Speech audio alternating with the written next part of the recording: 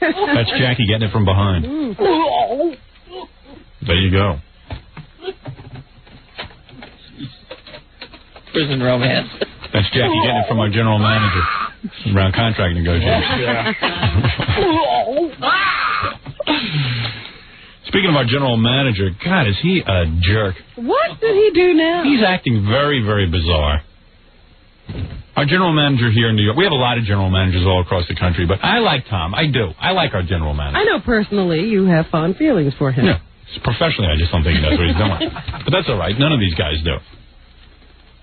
No, I don't know. You know, on Friday we had a school teacher come up and critique Tom's memo. Yes. So Tom now, you know, we were going to show it on the E-Network. This is a funny bit. Tom now is going around saying he didn't give permission for his memo to be shown. Is he really? He's sticking to that. Pressing that issue? He doesn't want to be seen on E with a bad memo.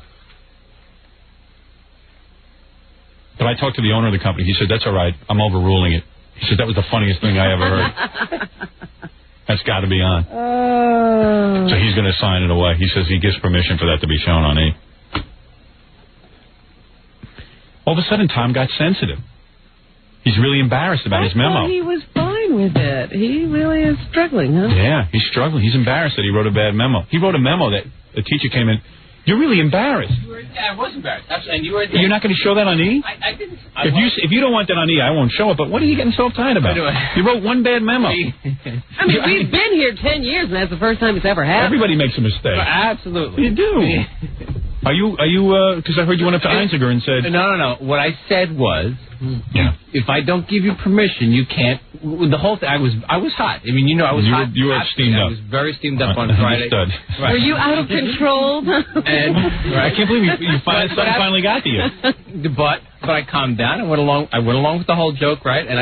And I didn't tell him he couldn't show that piece. I said, you can't show something that I haven't given you permission for. So you wanted to make it clear that you do have exactly. I have some say in this. Well, I mean, if you're really uncomfortable with being corrected on your memo. I'm real comfortable about it. I mean, come on. It's among the most comfortable moments of my life, absolutely. Oh, so you wrote a bad memo. How many people could write a good memo? You think it's easy? Yeah. Believe me.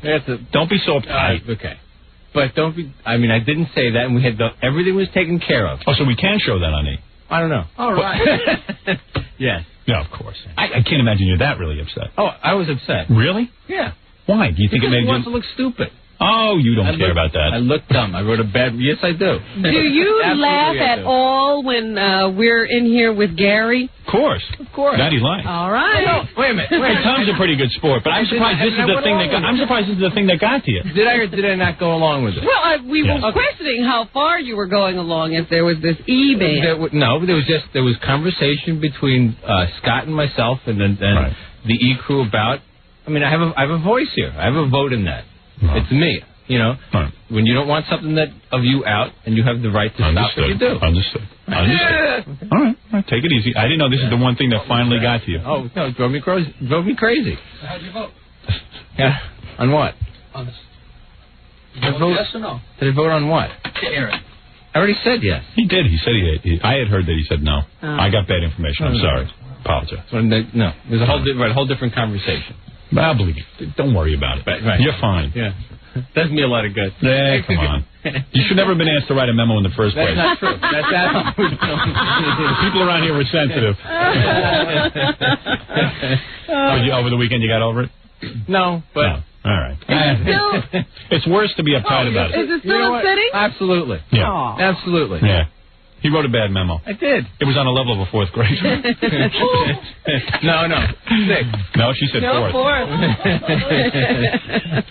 If I was your boss, I would never ask you to write a memo. I wouldn't put you in that position. That's a frightening thought. Of course. I know better. I'm a little more sensitive.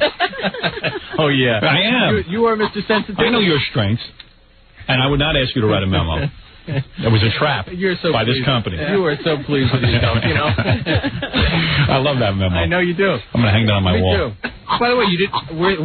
I didn't see the blow up in my office. We have big blow ups of Tom's memo, and we're going to hang them in Tom's office. And then when I heard he was upset about it, I said, well, maybe he's too upset. I went in the office looking for it. All right, okay, I'll hang him. For you. Just give them to me. All right, fine. Okay. He has a better place for them. The owner of the company actually wanted them hanging in his office. Actually, you know what we were going to do? What? We were going to take the memos. We have them blown up on these big giant cards. We were going to go to Tom's Country Club and hang them up in the locker room. And then I just thought, I can't do that.